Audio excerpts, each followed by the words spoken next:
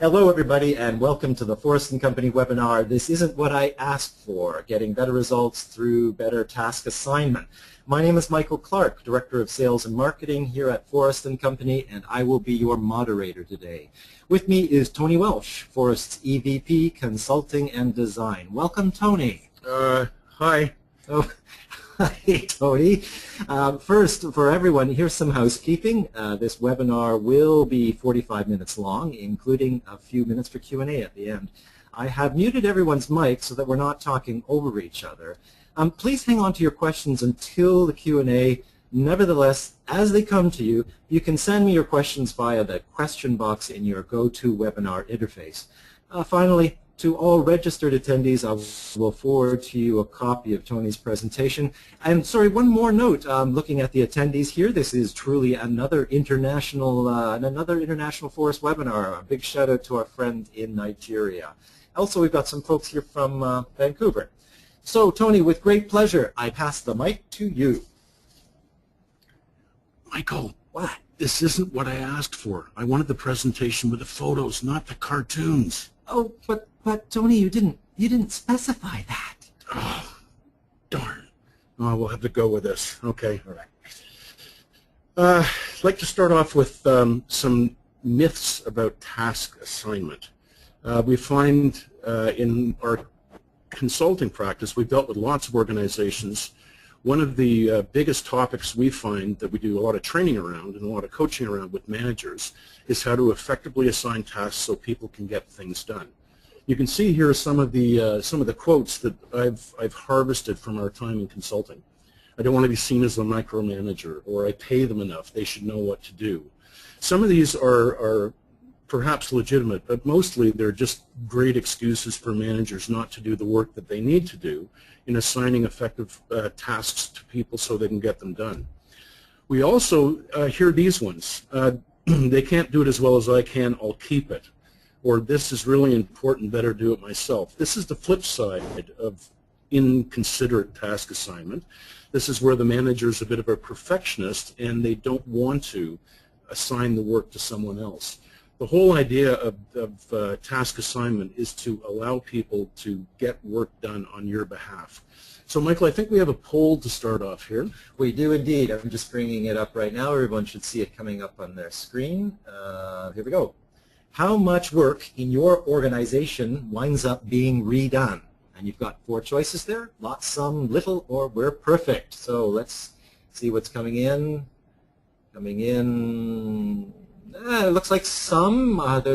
Some is racing to the front. Yes, we've got a few in other places. We even have somebody who says, is that perfect? Which wonders why they're on this webinar. So in any event, we've got the overwhelming winner is some. So I'll close off that poll right now. Great.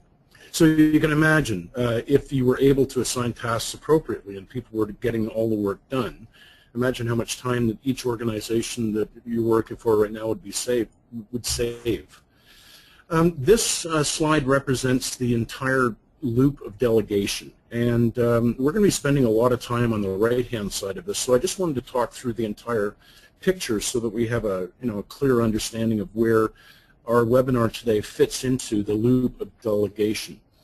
On the right-hand side, you can see that a manager thinks about some work, assigns the work to someone, and down at the bottom there, they assign the work, and the individual that's going to be doing the task accepts the work from their manager. The manager doesn't back out at that point. It's up to them to decide how and how often they're going to be monitoring the work of the individual. They constantly need to diagnose whether or not the individual is performing well, or if anything about the task might have changed. Maybe there's an outside requirement that has changed. There's a resource that's suddenly not available. And it's up to the manager to keep abreast of this, to do the monitoring, to diagnose, and if required, to give a new task assignment, to adjust it slightly so that that work can still be completed and fit into the overall work of the team. At the end of this, the work is delivered to the manager, and the manager assesses how well and how effectively the individual did that work. So again, we're going to spend most of our time talking about this right-hand side of the task assignment loop. One of the, to simplify this, and I think from the caliber of managers we have here, you'll be able to understand this quite easily. The concept of task assignment is, first of all, you're starting with a current state. This is the environment prior to the work actually being done, whatever the task happens to be. In the manager's head, they have an idea of what the new work needs to look like. So they have a good idea of what a good job looks like and what done looks like, if you will. But the issue is that there's an unfamiliarity. The manager and the individual doing the work may not share a clear understanding of what the new completed work looks like. So the idea of having a task assignment practice is to make the new work familiar to both, and that both can clearly understand exactly what is required of the individual, because we're really trying to set everyone up to do their best work, because we believe that everyone wants to do a good job at work. So hence this loop that we've developed, and we're going to be going through elements of this. It starts off with alignment, and this is where the manager actually adds some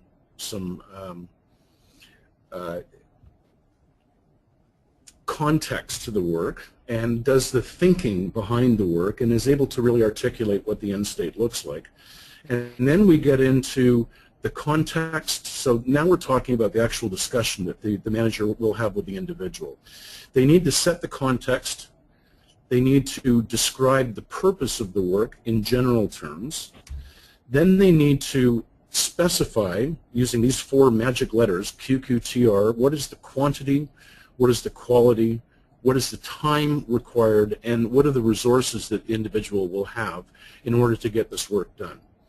And then finally, the last of the acronym here is dialogue. This is all done in dialogue. And we'll talk about each one of these elements individually and pull them apart and see what the components of each one of them are. But we find that this full loop means that the manager has done their very best to launch the individual successfully on the work ahead. And this is the acronym that you may not remember. We're making T-shirts out of it these days. CPQQTRD represents the entire conversation that a manager needs to have with a direct report. However, first I want to talk about alignment. This is not part of the conversation. This is the mental work that the manager needs to do beforehand. Sort of like the pre-work the manager needs to do before the assignment. Absolutely. And this is where the manager adds value to the work by actually thinking it through rather than just using one of those myths that we talked about on the first slide about I pay them enough, they should know what to do. So some of the questions that we suggest that a manager asks themselves, and they need to have a pretty good answer for these before they engage someone in the work. First of all, who am I going to assign the work to? If it's not evident through the role of a direct report, it could be any team member. So who is the best person to assign this work to? They're not always going to pick the person with the most experience in this work. They might pick someone that this is a bit of a stretch for. And if they do that, then the next question is quite important as well. How able are they to do the work? The least able they are, the more work the manager realizes they're going to need to do through monitoring and through assessing the work as the individual is working on it. They also need to think about what the individual is going to need. Rather than saying, go forth and figure it out yourself, the manager really needs to think about what are they going to need from me? Is it access to me? Is it resources from me? Is it money or the authority to do something? Is there anything else the rest of the team, first of all, needs to know, and second of all, needs to do in order to help this individual be successful in the task? And probably needs to set those relationships up before the work starts. And then finally, from outside of the team, from the organization, are there any, again, any authorities, any power that this person will need to draw on the resources of the organization to complete the work successfully? And then finally, they really have to have a very clear picture of, colloquially, we say, what does done look like? What we mean is, what is the end state? If this is done well, what does it look like when it's complete? And by being able to identify that, it'll help the manager clearly scope the conversation they're going to have with their direct report. Tony, can I ask as a scaling question here? I'm I'm looking at these questions and they seem rather detailed. What if it's a fairly straightforward task? Well, it's a great question. CPQQTRD, in fact, this entire loop that we're talking about here is the most work that a manager would have to do. So if they're assigning work to someone and remember that bridge we had about, bridging the unfamiliarity gap. If the individual really doesn't have much of a picture of what this work looks like, the manager needs to spend a lot of time articulating it. If this is a standard piece of work, they might have a standard for it, or they can simply turn to the person and say, please get this done, and they'll, through previous activity, they know exactly what the manager's standard is. So that reinforces the idea that there's judgment and discretion in management, the idea that you have different direct reports and they all have different requirements and approaching them differently. Absolutely. Everyone needs something different from their manager as they go through. And even if they've done it well in the past, it doesn't mean they're going to be successful again. So again, monitoring is critical. And just because they're really good at most of the things they do, this might be something that they're not as good at. So you can't really sort of blanket assess someone. You have to think about the task individually and wonder how well they're going to do it on that task. Great, thanks. Okay. Now we're going to get into the world's worst acronym, CPQQTRD. And I'm going to keep saying it so that everyone will remember it by the end. Your head will be ringing, I'm sure, at the end of this webinar.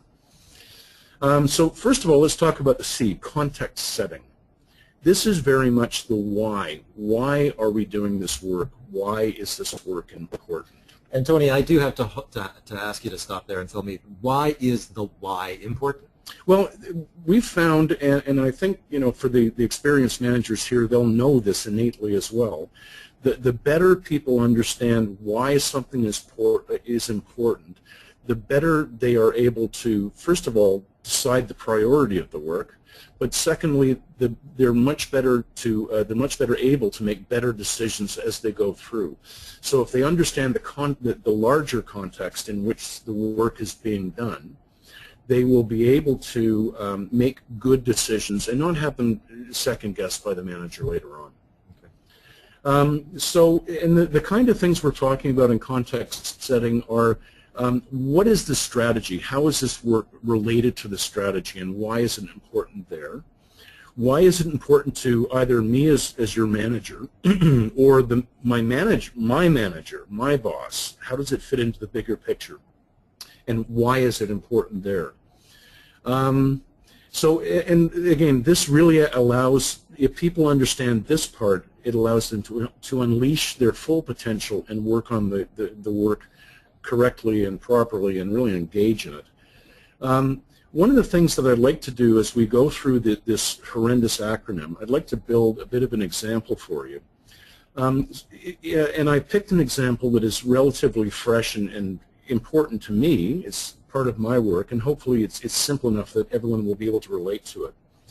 The example I'm going to be developing here is if I I work on the design element of Forrest and Company, and if I was asking someone to develop a program for me, then this is the kind of conversation that I would have when we're context setting. Mm-hmm. So if I've been asked by a client group to develop a program that is 1 day long and is based on something that we do in Forrest and Company called effective intelligence, and it's for 10 people, I would describe that to the developers so that they understand that, but I'd also go back within the context and I'd describe to them what is the current strategy of that client organization. Why is this piece of work important? I'd also talk about the manager that's engaging us to do that work, what their intent for the workshop is. And I talk a little bit about the current state of the team, the team that will be going through the training. Are they in transition? Is it a new team? Is it an old team that's having problems? Because all of these context pieces will allow that designer that I'm asking to do this work to really to shape the program and the delivery so that it'll match the requirement well. And it'll allow them to make decisions as they go through without having to come back to me on a regular basis. Next we get to purpose. And this is where does this work fit in? So going back to the example, in this case I would say, the purpose of this is for you to develop a one-day training program based on effective intelligence for 10 people, and this program will be run once. So what I'm doing is I'm describing what's the general ballpark that this work is going to be done in. I'm just setting the context so they know what to listen for. And I'm setting the purpose so that, again, they understand what their work is going to be in general. So when we go through the remainder of the task assignment, they'll know what questions they need to have answered before the session's over, and they'll be listening for the right things. So it's almost like you're describing the end state of the process, the end state of the work. To a certain extent, in very general terms. Okay. Again, so they know what to listen for. QQTR is where we get very specific, okay, and they get the full detail of what I'm asking them to do. So in this example, it's about developing a one-day training program. You can imagine that the individual I'm assigning this task to, if I'd said, actually, you're going to be designing and delivering the program, they would have a completely different list of questions that they might ask at the end, or clarity as we're going through the task assignment. Okay, so that's context and purpose. Something I'd like to say about this is usually these are two of the parts that are missing when a manager assigns work. Managers assume that everyone understands the organization and all of the importance of the work as well as they do. And it's usually quite a surprise, even for a seasoned manager, when they sit down with their team and they say, here's the context, here's the purpose. Eyebrows go up around the table and people say, you know, I never really understood why this work was being done, where it fit in, or why it was important. So it's a great practice to get into. Even if you think they know, just testing to make sure that you're on the same page is a great practice in task assignment. So now we get into QQTR. And as it says here, this is really the magic for effective task assignment. This is where the manager becomes extremely specific about what they're asking for from their individual. QQTR, again, stands for quantity, quality, time, and resources. We'll be going through each one of these four in detail, but Michael, I think we have a poll here. We do indeed. So quantity, quality, time, resources, we've found. Sorry, are you going to describe the poll? Yeah, we're just going to launch it right now. So amongst, at this point, quantity, quality, timing, and resources that you understand so far, which of these would you find the most difficult to specify to your directs when you were a task assigning? And again, we will talk about these in more detail and break them apart a little bit. What we found is that the reason I call this the magic of effective task assignment is you can take the most complex thing on the planet, and if you can describe the quantity, quality, time, resources, then you have a very good chance of being able to assign the task effectively to just about anyone so they can understand it. So Tony, with just about everybody in here, we're overwhelmingly, it is quality. That is the issue of most difficult to specify. Well, then we do definitely have a group of experienced managers, because we've found in our practice as well that quality is the most important and the most difficult to specify. And so let's go through these and talk about them in general, or in some detail. First of all, quantity. How many of a thing do you want? This can be relatively straightforward. It can be, I want you to write one letter or develop one training program.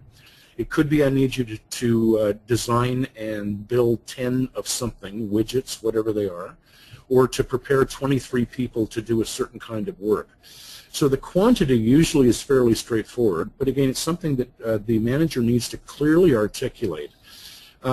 We find often that managers like to work around this by saying, do as many as you can, or we need 10, but your stretch goal is 15. And I've always had a problem with that. If the organization needs 15, then they should ask for 15. If they need 10, they should ask for 10. A bit of a background story here. I used to work for an aircraft manufacturer, and when I'm confronted with a manager saying, why do I need to set the quantity exactly, I say, well, you can imagine when I used to work for this manufacturing firm, if the employees decided to build one extra airplane, what would the implications of that be? That you have a $19 million aircraft sitting there that no one's asked for, but it was a stretch goal, so they did a good job by making an extra one. Makes absolutely no sense at all. So my recommendation to all managers is to be very specific about what you're looking for and not leave it up to the judgment or discretion of the individual, because they might be wasting time and resources to develop some things that you don't need. So in the example that I'm using of the development of a training program, what I'd tell the designer was that this is one training program and that there are 10 people attending. So they understand, first of all, the program is not going to be repeated. It's one training program. This might affect the emphasis and effort they put into the design. And the number 10 gives them, or 10 people, gives them an indication of the number of resources that they will have to reproduce on this end, binders or support material for the training program. Not to mention if there's some special pedagogy involving 10 people, if you're going to use triads, that implies 3 triads. So that number would actually feed into the work that they would actually do. The design work. A great point. Yeah, from a training design program, the number 10 really can change the way the program's put together and the way it looks and feels on the ground. So let's get to one that everyone seems to have a problem with, and I completely agree. This is one that I stumble with on a fairly regular basis at work, even though I'm fairly up to speed with this stuff. What we're talking about is, what does good look like? What does good mean? And we're trying to find a way of describing the level of quality that an individual needs to produce in order to satisfy my expectation as the manager of that work. So you can see from the picture here, are we looking for the Mona Lisa? Are we looking for a hand sketch? Are we looking for a cartoon? What is the level of quality? We do find that in manufacturing, for example, usually things that are done on a repetitive basis, they're done over and over again, that a standard quality will be set. So there'll be a standard that people need to work to. It's number of errors per million operations, or to this ISO standard, or whatever. So quality in those cases may not be difficult to express because the quality has been set. Some sort of objective specification. Absolutely right. But when it becomes subjective, when it's up to the manager at the end of the whole work to decide whether that work has been done well or not well, then the description of quality up front is one of the few ways of actually ensuring that the person is within striking distance of doing the work well. From the example of the team training program, I would give a couple of quality standards. One of them is we wanted to include both the logo and the mission statement of the company that we're developing this for, and find some way of building the mission statement into the training program for the day. I would also say I want the program to be highly interactive, and you can judge for yourself, but I would, if I was receiving that task and I didn't know that manager very well, that would be a danger area for me. Highly interactive to the manager might not look the same as highly interactive to the designer. So hopefully if they're well versed in QQTR, they will come back and say, what exactly does that mean to you? Or if I've actually done my aligning work as the manager up front and I've really been able to clarify what a good job looks like, I will be able to say highly interactive means at least 10, 15-minute activities where the teams break out and do some work and then report back to the rest of the group. So they have an understanding of what my minimum level of interactivity is for this.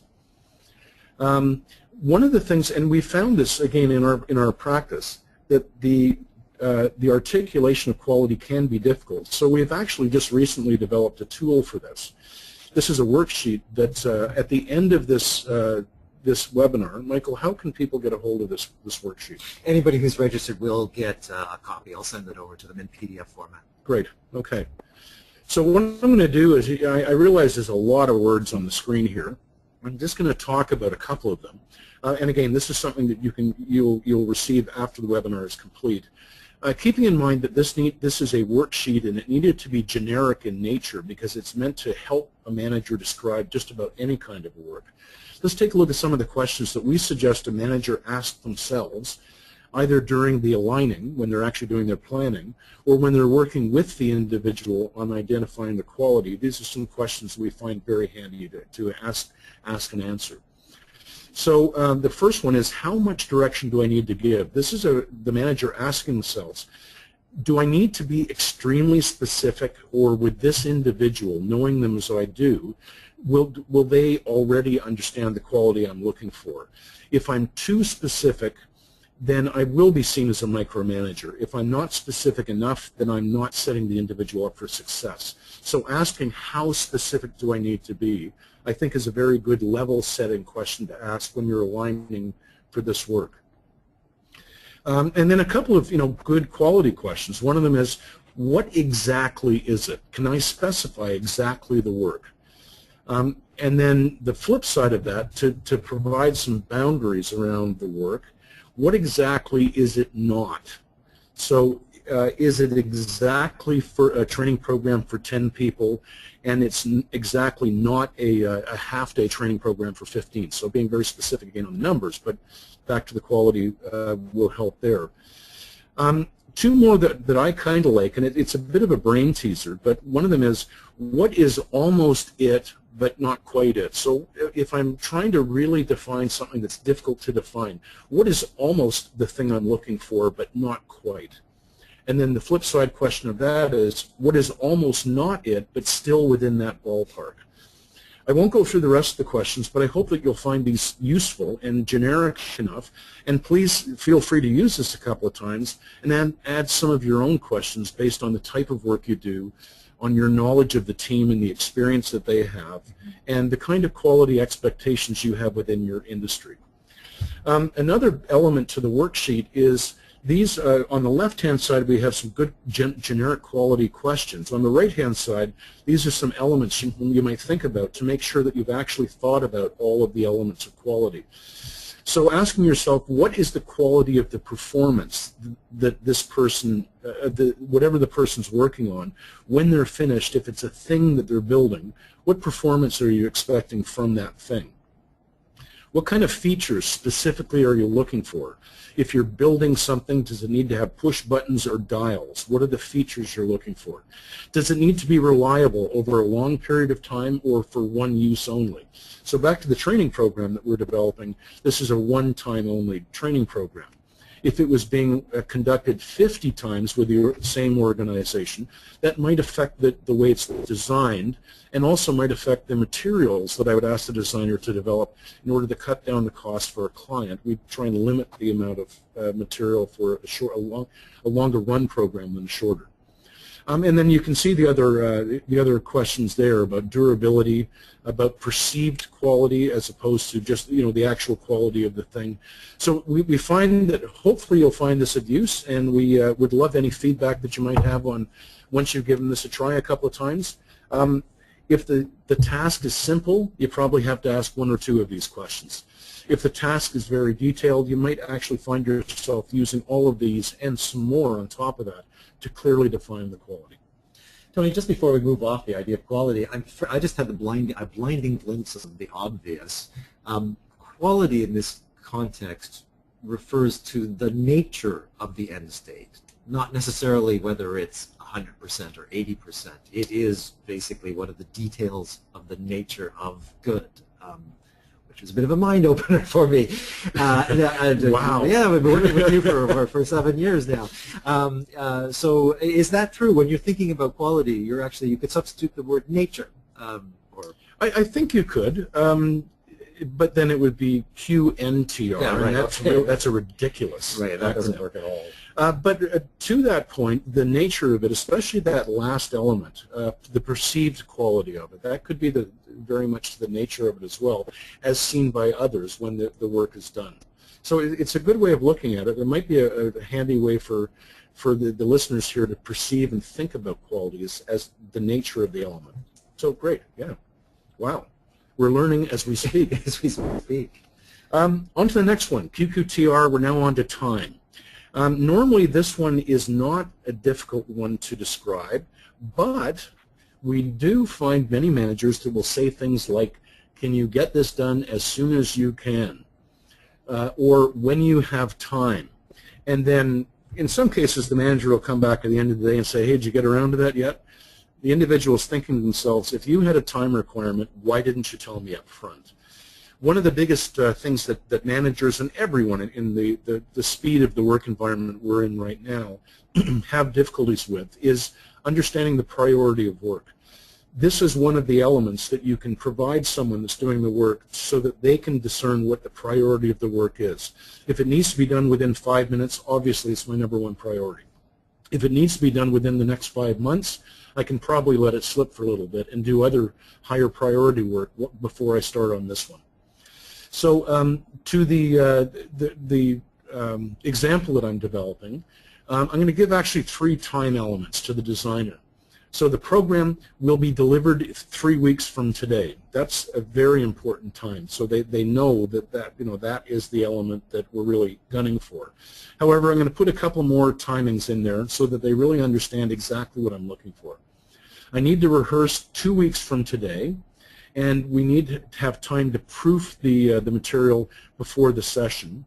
So we're now backing it up, so I need the draft of the PowerPoint deck for this training session to me by next Thursday at 2 p.m. in the afternoon. So now they have a very clear understanding of what's required, and this will be the nature of, some of this will be the nature of the best advice they give back. They'll say, I understand you need it by 2 p.m. on Thursday. I'm working on these other 4 things. Where is the priority for this work? So by being specific, you're allowing them to ask great questions and be much more likely to succeed in the work that you're doing. And this is an interesting one that I picked up just recently. And it's a great little line. A task without a T, as in time, is just an ask. So, how often has a manager strolled up to you and said, would you mind doing this for me? Well, is that actually a task assignment, or is that really you have a choice in the matter? Managers need to be succinct and very exact about what they're looking for so that people have a chance of doing great work at work. And then last but not least, I want to talk about the R. This can stand for resources, and it's initially intended to talk about the resources. So it can talk about what am I going to provide the direct report so that they can complete the work. And the kinds of things that we're talking about here could be money, the authority to use computing time, the authority to go and get a training program because they need some new skills, or the authority either within the team or within the full organization to ask for other people to help them, and so that they can rely on it. This is usually where a manager that's not doing a great job will just give some direction for a task and say, kind of go figure it out yourself, when really that's the manager's job. And the direct report feels like they're stuck in a very difficult place. I know what I need to get done, but I can't get any help to do it. The manager should be taking some of that away by thinking about the resources the individual needs. The restrictions are a really excellent tool to, again, provide the person with a little bit more of an understanding about the work that needs to be done. I call this the CEO's secret. So what we're saying here is within QQTR, quantity, quality, time, and resources, what is the one element that cannot be changed? Is it the quantity? I need 10 no matter what, but we can talk about the quality and we can talk about the time.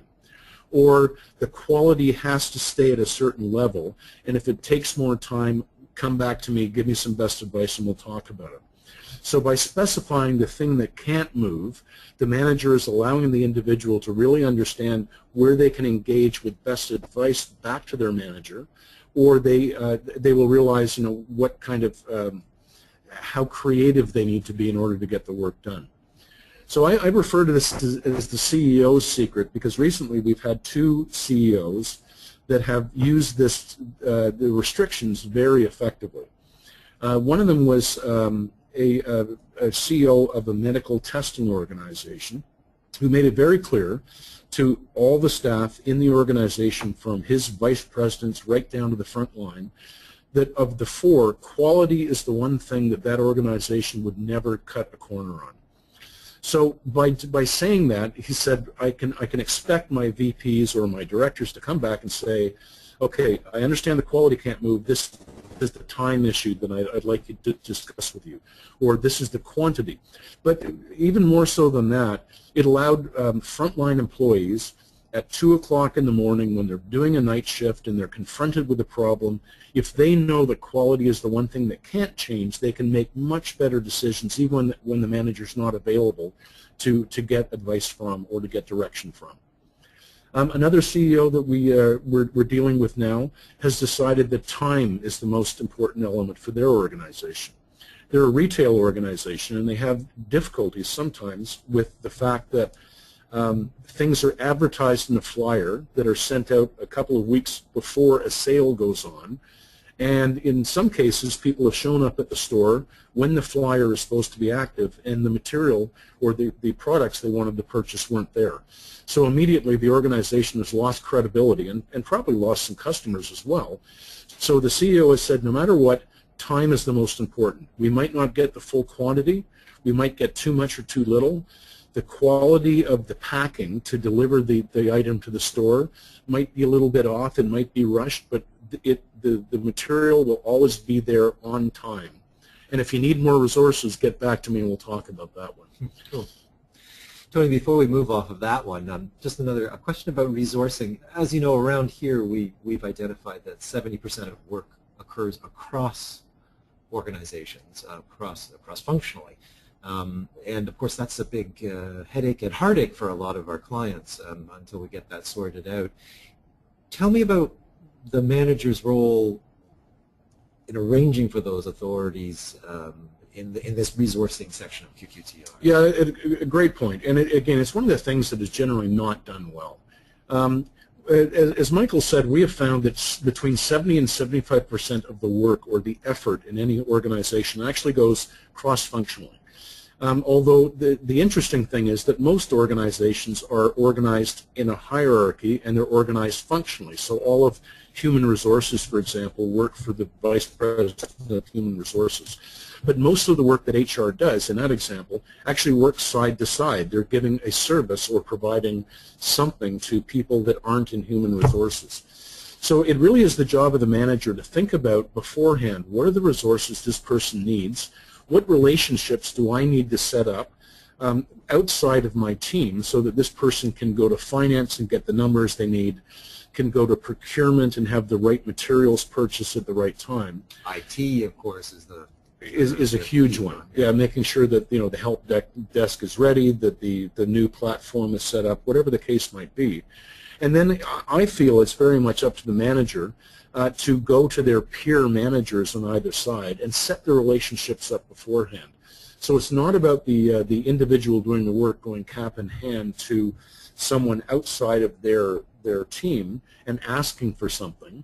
It's about the manager setting up a predictable relationship so the individual knows what they can expect and it feels fair.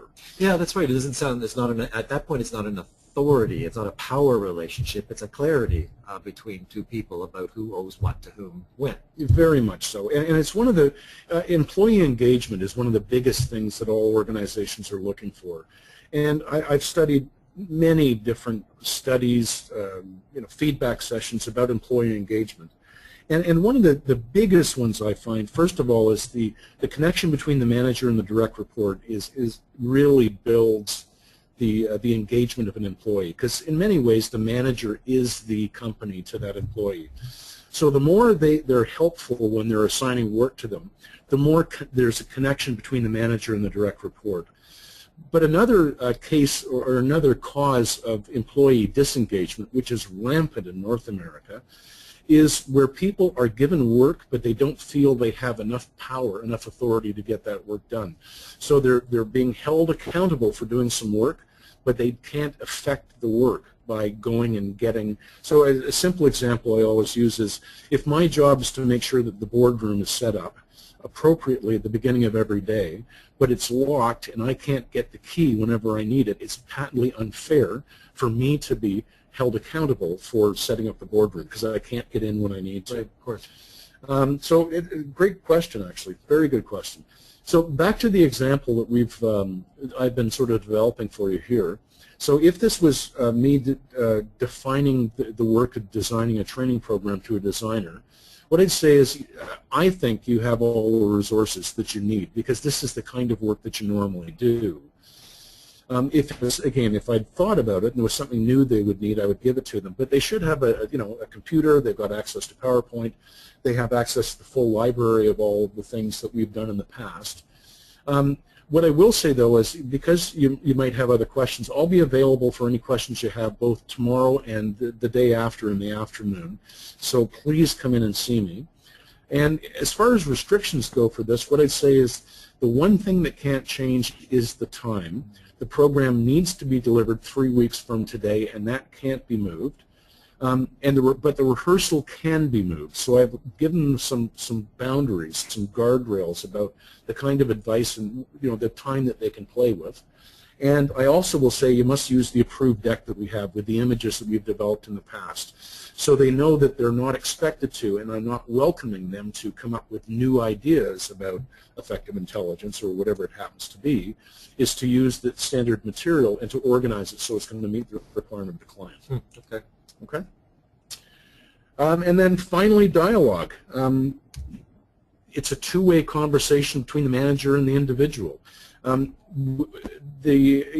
in the day, in the 50s, when it was very hierarchical, very top-down, the manager would come and say, "This is the work I need you to do. Now get on to it."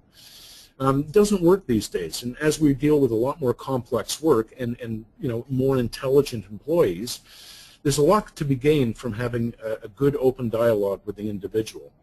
As you can see here, we're kind of exchanging brains. This is it's the best picture I could find. It's the best you could do. But it's not bad, because now this is the chance. The dialogue really does two things. First of all, it allows the individual who's just received this task assignment to ask some good questions, to really be clear on all of the elements of the work that they need to do. But the other part of this is it allows the manager to ask some open-ended questions to check for understanding on the part of the individual, rather than them going away and saying, I really didn't understand it, but I didn't want to talk about it, or I wasn't clear, so this is the best I can do.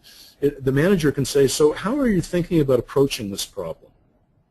Do you think you have the resources you need? Because the manager might actually be wrong and not understand the work circumstance that the individual is functioning in.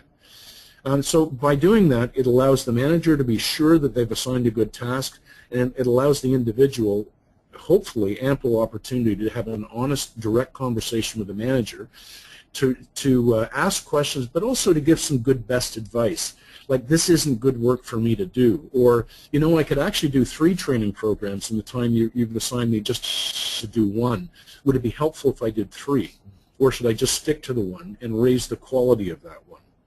So we find that dialogue sometimes isn't as robust as it needs to be, especially with everyone under the time crunch they have. But taking the time for dialogue now usually will take away the requirement to do the work again and again, because it wasn't clear when you assigned the work. Okay? So what I'd like to do, and this is a great bullet, it's something we talk about here a lot. The dialogue is the thing that allows you to do it with them as opposed to them. When we say doing it to them, what we mean is, this is the work you're going to do, no questions, off you go. With them allows them to engage in the work, to ask questions, and really get their head wrapped around it, because they want to do a good job as well, and they want to be seen to be doing that good job. So that, in a nutshell, is the task assignment loop. And again, CPQQTRD. We start off with the general, the context, and the purpose.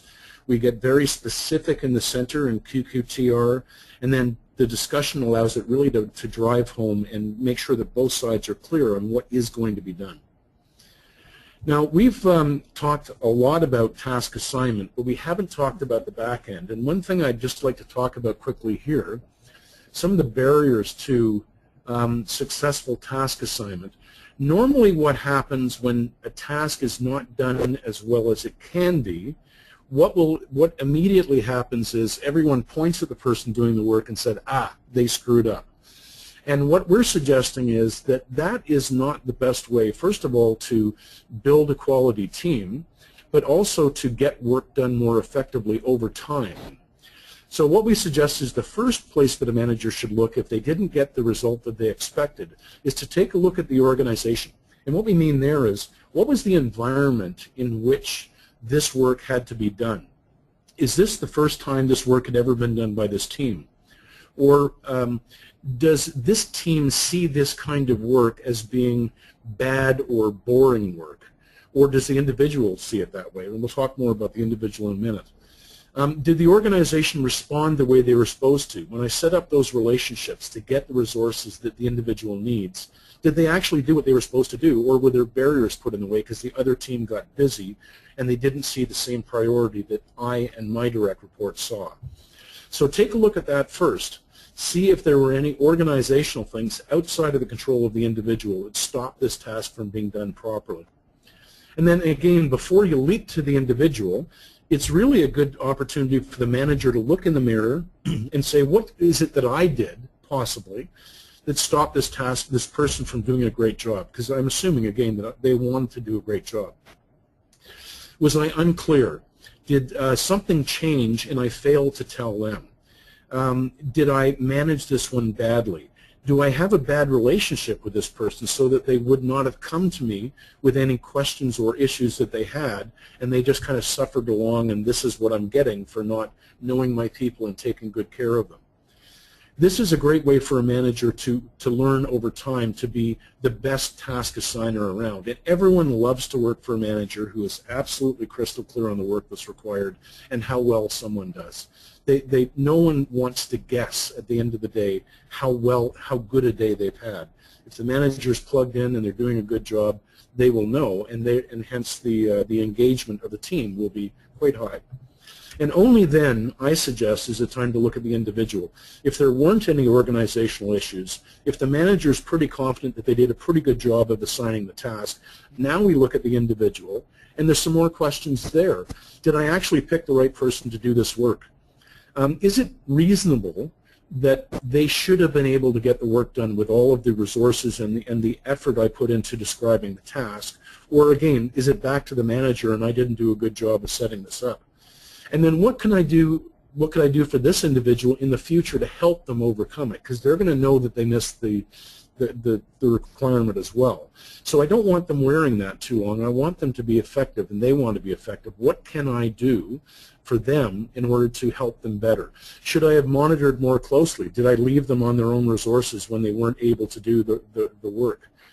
Is there some training that they need? Or when it comes to coaching with them, is this something I should be coaching them on?